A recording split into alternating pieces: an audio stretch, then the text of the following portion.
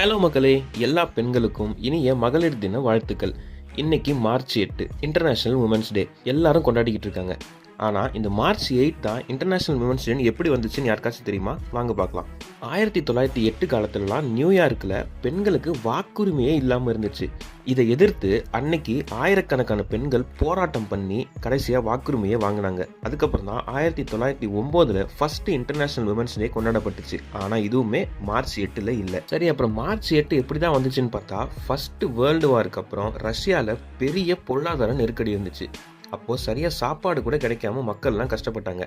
இதை எதிர்த்து ஆயிரக்கணக்கான பெண்கள் போராட்டத்தை கைவிடணும், அமைதி எங்களுக்கு வேணும், சரியான சாப்பாடு வேணும்னு ரோட்லலாம் இறங்கி போராட்டம் பண்ண ஆரம்பிச்சாங்க. இதோட வெளிப்பாடா ரஷ்யாவோட கடைசி ராஜாவான நிக்கோலஸ் II அப்படிங்கிறவர் ராஜினாமாவே பண்ணிட்டாரு. இந்த போராட்டத்தோட நினைவாக தான் மார்ச் 8 அப்படிங்கிறத இன்டர்நேஷனல் விமன்ஸ் டேவா ஐநா சபையும் அனௌன்ஸ் பண்ணுச்சு. ஸோ மகளிர் தினம் ஒரு சாதாரணமாக கொண்டாடப்படுற ஒரு நாள் கொண்டாட்டம் மட்டும் கிடையாது. பல ஆயிரக்கணக்கான பெண்களோட உரிமை போராட்டத்துக்கு கிடைச்ச வெற்றி பாடம்.